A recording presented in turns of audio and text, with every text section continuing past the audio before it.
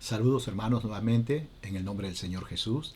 Le saludo a cada uno de ustedes y bienvenidos nuevamente a las clases de este curso de homilética avanzada.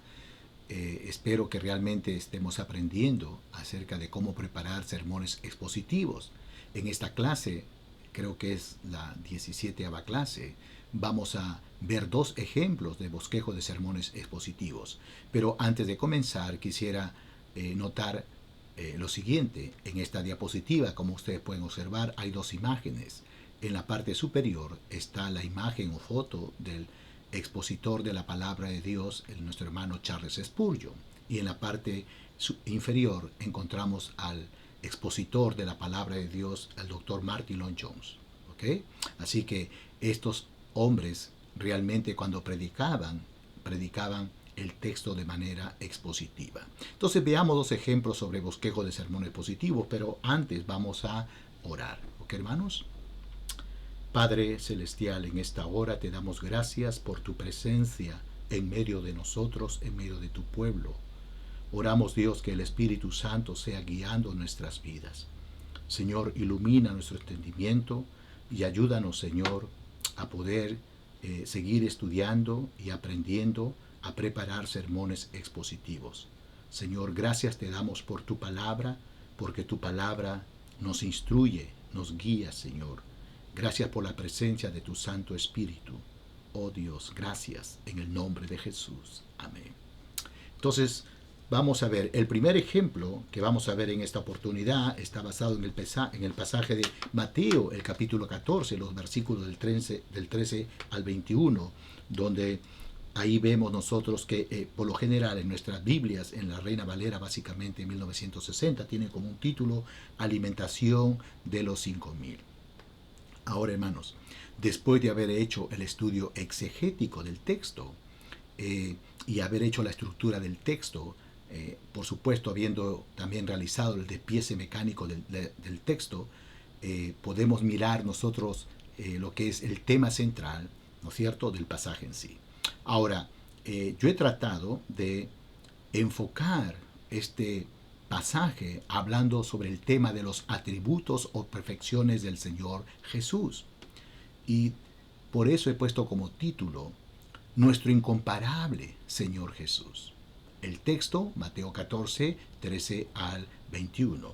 Ahora, uno podría comenzar este sermón acerca de el título del comparable Señor Jesús, haciendo en la introducción, a lo menos pensando de repente en la letra de algún cántico. En este caso, el himno que he escogido es Incomparable Amor, cuyo autor es Eliezer Moreno, y notemos una de las estrofas que dice: Incomparable amor aquel que mi Jesús mostró al sufrir tan cruel dolor.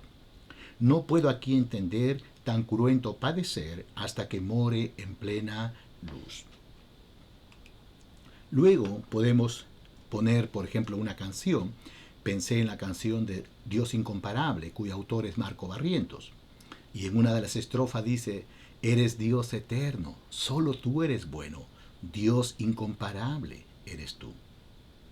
Como podemos notar aquí, aquí podemos hablar nosotros de las letras tanto del himno y de la canción que dicen que Jesús es incomparable. Entonces, después de haber hecho esto, a la audiencia nos dirigimos con la siguiente pregunta. ¿Qué significa la palabra incomparable? Significa que no se puede comparar, especialmente porque tiene cualidades extraordinariamente buenas. Pero en el caso de Jesús, tiene cualidades extraordinariamente perfectas. Ahora, ¿por qué estoy diciendo esto? Porque el texto que vamos a estudiar en Mateo 14, 13 al 21 nos muestra ciertas cualidades extraordinariamente perfectas de Jesús que nos habla que Jesús es incomparable. Ahora, siguiendo el bosquejo, ¿no es cierto?, en el formato de un sermón del pastor James Braga, hacemos la oración de proposición o declaración. Nuestro Señor Jesús es incomparable. Oración interrogativa. ¿Por qué decimos que nuestro Señor Jesús es incomparable? Oración de transición.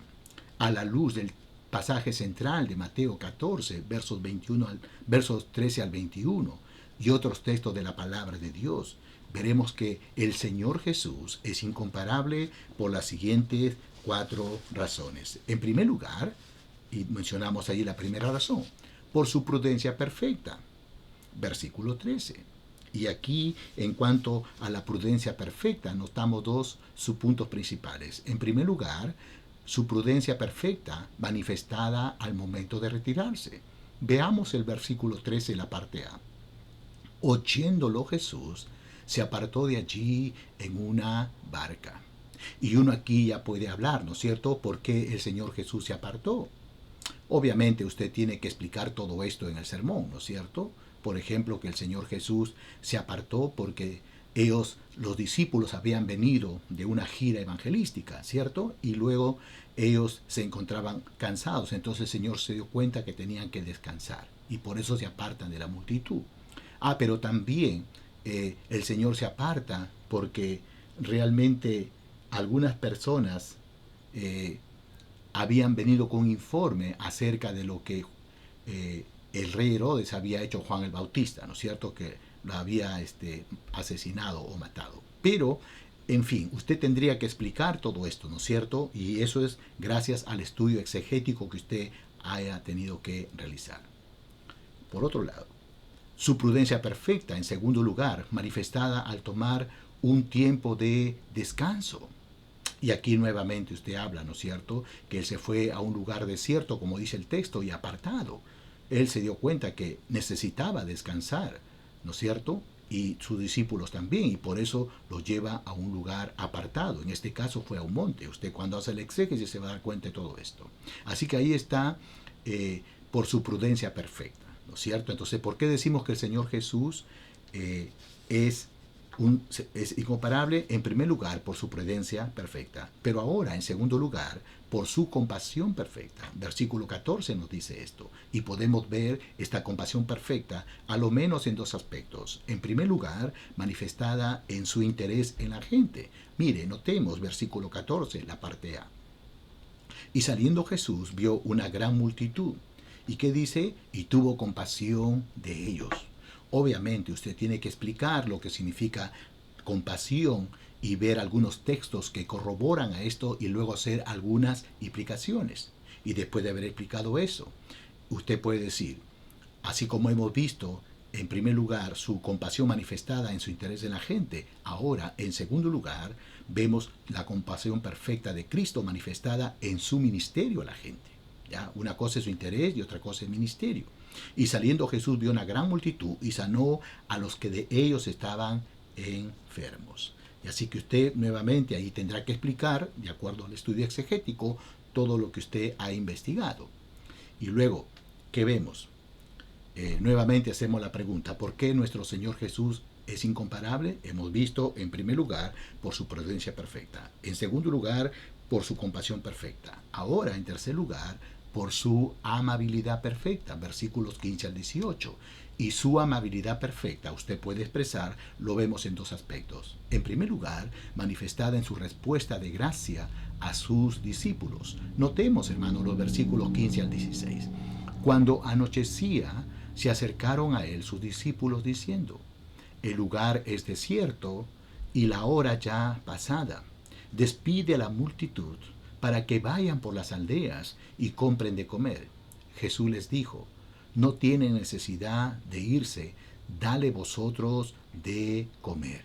Como pueden notar, aquí el Señor hace ver que en realidad la gente no tenía por qué pasarse a retirar, a irse. Él simplemente reta a los discípulos, dale vosotros de comer. Y usted tendrá que explicar en este punto acerca de lo que el Señor quiso decir a los discípulos al decirle, dale vosotros de comer. Después de haber entonces explicado el primer subpunto, el segundo subpunto es manifestada en su trato paciente hacia sus discípulos, en cuanto a su amabilidad perfecta que estamos hablando. Y da lectura a los versos 17 al 18, y ellos dijeron, no tenemos aquí sino 5 panes y 2 peces.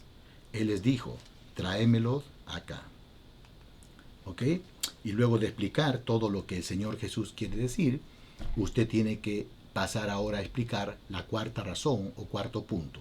Obviamente siempre siguiendo lo que es las oraciones transitorias, ¿no es cierto? Usted podría nuevamente tomar siempre la oración de proposición, su declaración que ha hecho en el sermón al decir que el Señor Jesús es incomparable. Y usted pregunta, ¿por qué es incomparable? Hemos visto en primer lugar, por tal razón, segundo lugar, tercer lugar, ahora, finalmente, en cuarto lugar, por su poder infinito.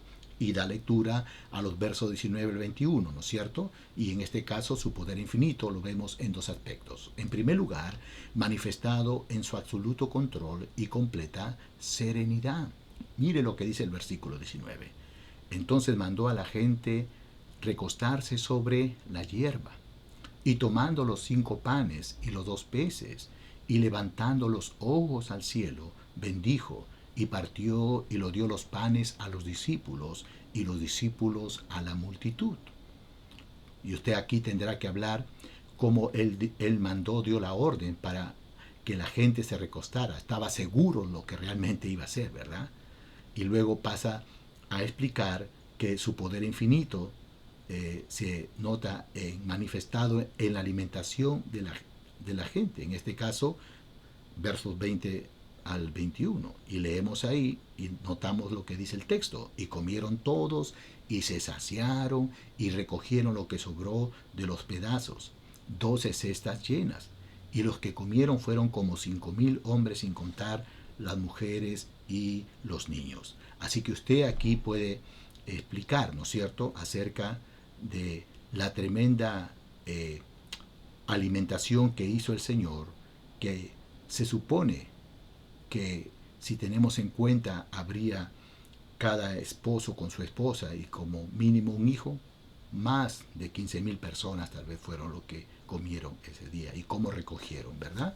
Entonces usted allí puede, después de haber explicado sus 4 puntos principales, puede concluir, ¿no? Y esta conclusión usted puede hacerlo de una manera resumida, mencionando los 4 razones o motivos por la cual declaramos que el Señor Jesús es incomparable.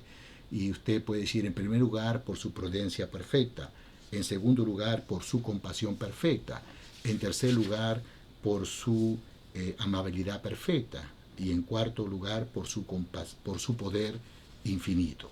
¿Ok? Usted bien podría haber terminado ahí, pero depende también cómo el Señor le guía, y si quiere puntualizar algunas cosas, usted también podría decir lo siguiente: ¿cuál es el significado espiritual del milagro para nuestras vidas? ¿Cuál es el significado que realmente Mateo, este autor inspirado, quiere transmitir a nosotros? Y usted puede hablar, por ejemplo, más o menos como yo lo he hecho, ¿no es cierto? En primer lugar, este milagro señala que el poder y la compasión del Señor Jesús van juntas. Como podemos notar aquí, Jesús usa su autoridad sobre los alimentos y le obedecen.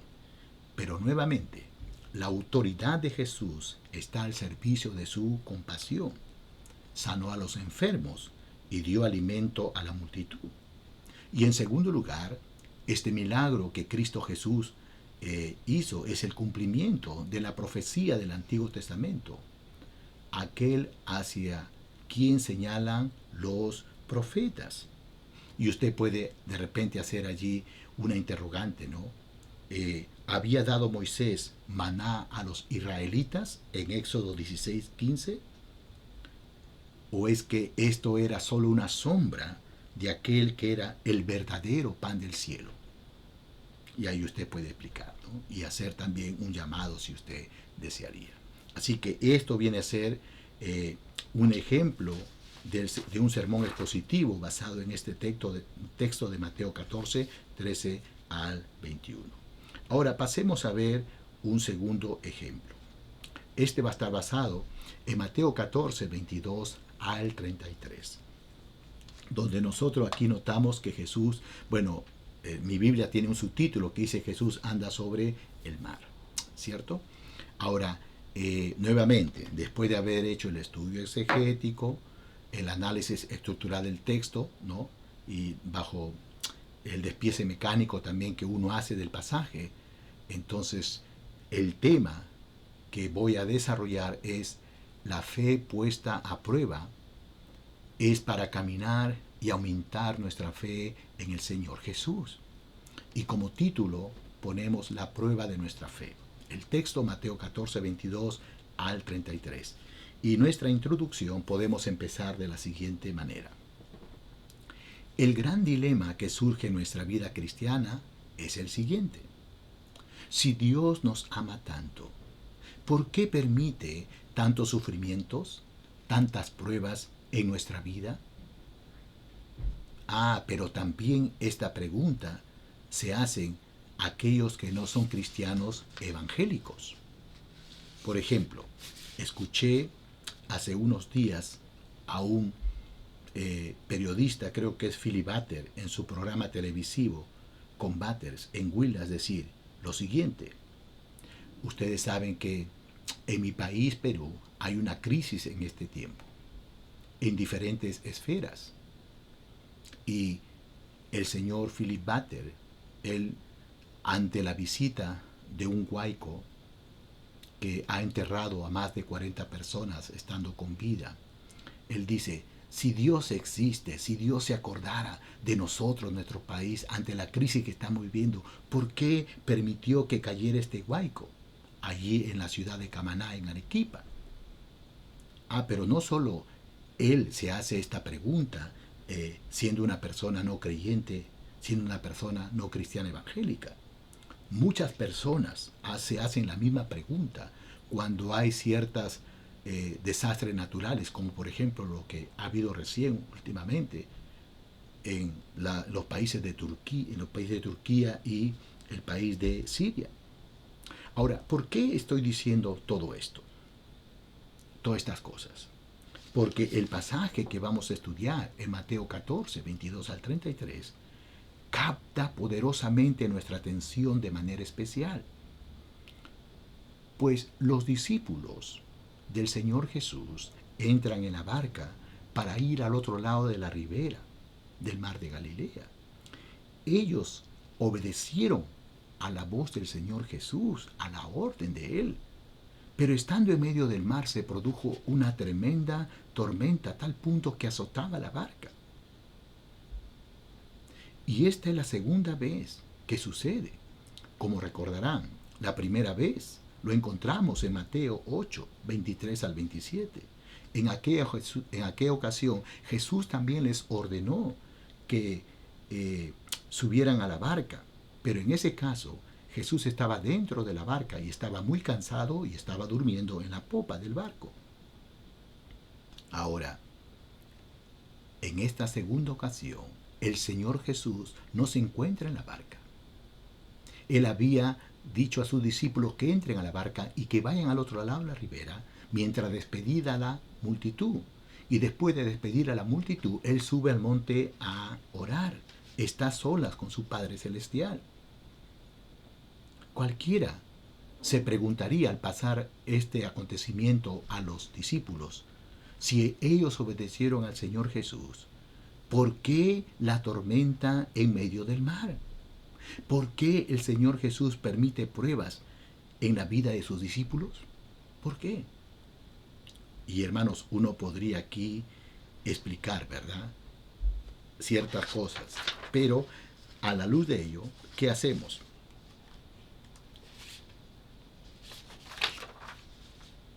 Podemos decir lo siguiente. En la primera vez, Jesús les dijo a sus discípulos, ¿por qué teméis, hombre de poca fe? En Mateo 8:26. Y en el Evangelio de Lucas, hablándonos del mismo hecho, la pregunta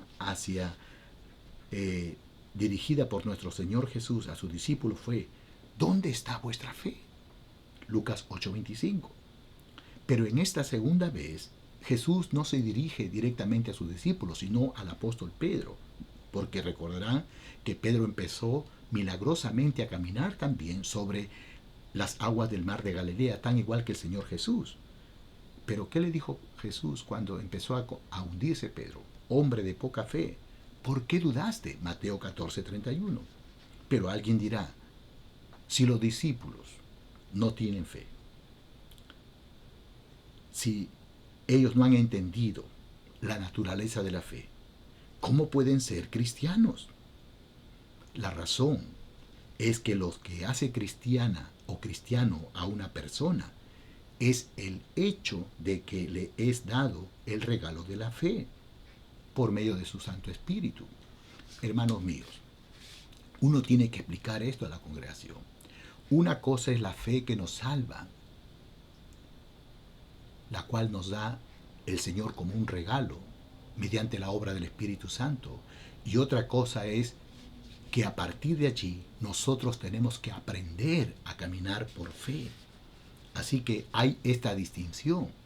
Y aquí el tema no es que Pedro está experimentando esto para recién conocer al Señor como su Señor y Salvador. No, es para que él aprendiera a caminar por fe, tal como dice 2 Corintios 5:7.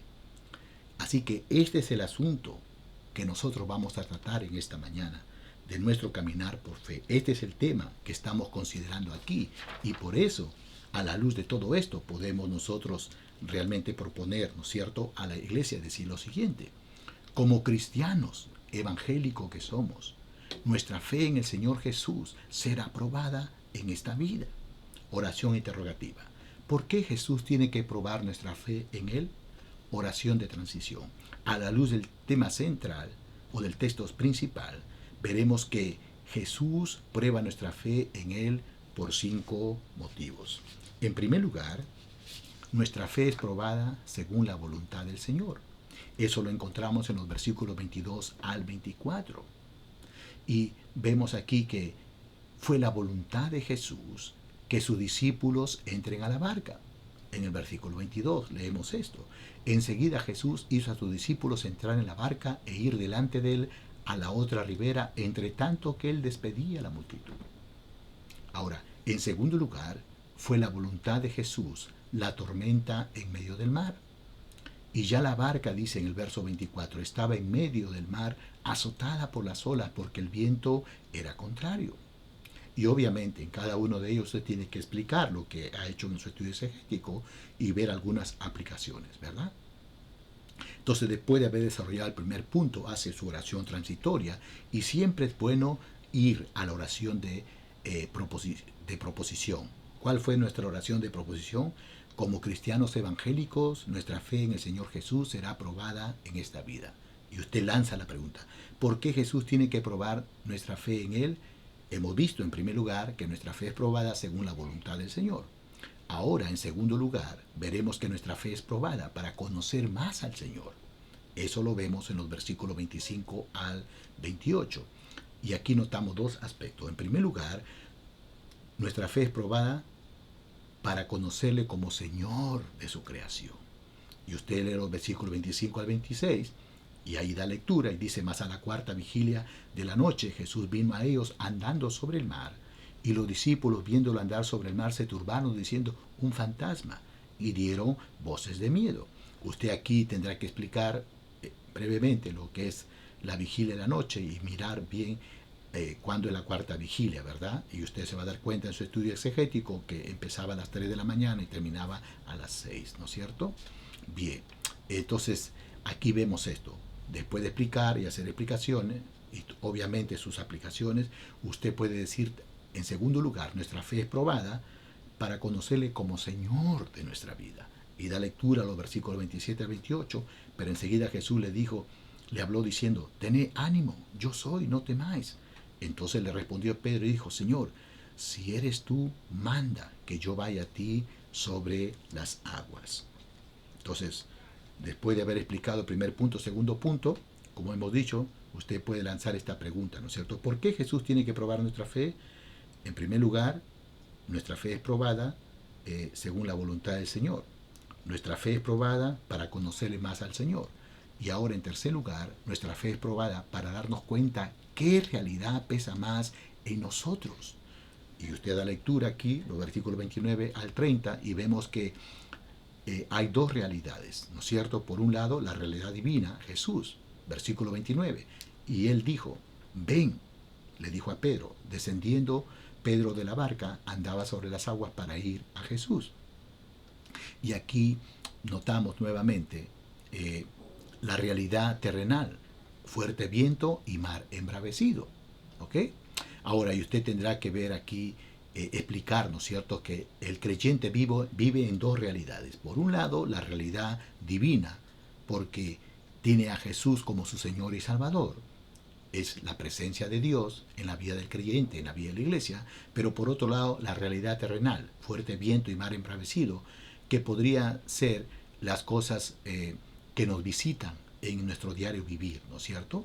En este caso, como el texto dice, versículo 30, pero al ver el fuerte viento tuvo miedo y comenzando a hundirse dio voz diciendo, Señor, sálvame. Y es la verdad, hermano, nosotros vivimos en estas dos realidades. Entonces, en la de Pedro, cuando la realidad divina empezó a pesar más en su mente y su corazón, él pudo caminar sobre la faz, sobre las aguas del mar de Galilea.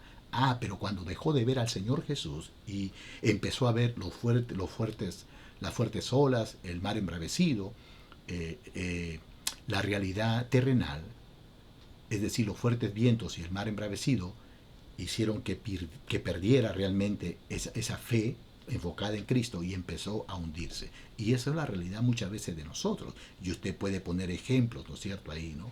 Varios ejemplos que pueden ir a la mente. Por ejemplo, hablando de Elías, cuando él se fue y confrontó, recuerdan, al rey Acab, ¿cierto? Que era el rey de Israel del norte. Vemos nosotros como Elías dijo, vive Jehová en cuya presencia yo estoy. Él no dijo, vive el rey. Y cómo él pudo dar un mensaje de juicio al rey Acab, sabiendo que su vida estaba en peligro al hacer eso. Ah, ¿por qué hizo eso? Porque la realidad divina pesaba más en su vida, en su corazón, que la realidad terrenal. Pero después vemos nosotros que tuvo miedo, ¿cierto? Entonces las cosas así, hermano, a veces intercambian. Y después de haber explicado eso, y obviamente haciendo aplicaciones, ilustraciones, todo eso, usted pasa al cuarto punto y dice, ¿por qué Jesús tiene que probar nuestra fe? Bueno, hemos visto tal, tal, tal. Ahora, en cuarto lugar, nuestra fe es probada para que experimentemos su poder y amor y su amor. En el versículo 31, ¿qué vemos? ¿Qué dice? Al momento Jesús, extendiendo la mano, asió de él y le dijo a Pedro, hombre de poca fe, ¿por qué dudaste? Y aquí usted podría de repente, ¿no? Un poquito hacerlo más atractivo y decir, bueno, el Señor Jesús simplemente al ver a hundirse a Pedro podría haber dado la voz que inmediatamente él esté en la barca, pero no hizo eso. El Señor Jesús extiende su mano, ya hace contacto con Pedro y es para que él experimente su poder y su amor. Y usted puede hablar aquí de ciertos ejemplos, ilustraciones, aún de su propia vida, ¿no es cierto? Puede poner, pero debe ilustrar esta parte, ¿ok, hermanos? Y luego de explicar esta cuarta razón por la cual el Señor prueba nuestra fe, pasa al quinto punto y dice, nuestra fe es probada para que le adoremos. Notemos lo que dice versículo 32 al 33. Y cuando ellos subieron en la barca, se calmó el viento. Entonces los que estaban en la barca vinieron y le adoraron, diciendo, verdaderamente eres hijo de Dios. Entonces usted puede explicar esto, ¿no es cierto? Que una de las razones por la cual Dios permite que nosotros realmente pasemos por prueba es para que nosotros le adoremos. Ya, es para eso. Todos los que estaban en la barca, al ver la manifestación, en este caso, del Señor Jesús como el Señor de la creación, como el Salvador, como aquel que realmente tiene cuidado de ellos, manifestando prácticamente su gloria, manifestando su misericordia hacia ellos, su amor, su poder. En respuesta de ellos, los discípulos lo que hacen es postrarse y adorar a su Señor, adorar a Cristo. Y usted, hermano, puede hacer nuevamente allí aplicaciones a la iglesia, ¿no es cierto? Y desafiar a la iglesia. Por ejemplo, podría decir algo así. Hermanos, ¿quiénes de ustedes no han experimentado la misericordia de Dios, la gracia de Dios o aquella manifestación de su gloria en nuestra vida cuando nosotros hemos estado pasando por momentos difíciles? Y bueno, si son creyentes, hemos tenido que experimentar eso o de repente estar experimentando. Entonces, ¿cuál debe ser nuestra respuesta? Nuestra respuesta debe ser adorar al Señor. Hay que adorarle por lo que Él se ha manifestado en nosotros. Y qué lindo, hermanos, el poder hacer eso. Bien, y en conclusión, usted puede terminar haciendo un resumen de las 5 razones por las cuales Dios nos prueba, o 5 motivos por los cuales Dios nos prueba, ¿no es cierto? En este caso, en primer lugar, según su voluntad. En segundo lugar, para conocer más al Señor, el Señor de la creación, el Señor de mi vida. En tercer lugar, para darnos cuenta qué realidad pesa más en nosotros, la realidad divina o la realidad terrenal. En cuarto lugar, para que experimentemos su poder y su amor. Y en quinto lugar, para que usted y yo le adoremos. Así que, hermanos, estos son ejemplos que hemos visto acerca de lo que son bosquejos de sermones expositivos. Hermanos, ha sido un gusto poder dar estos 2 ejemplos. Que el Señor les bendiga a cada uno de ustedes. Hasta la próxima clase.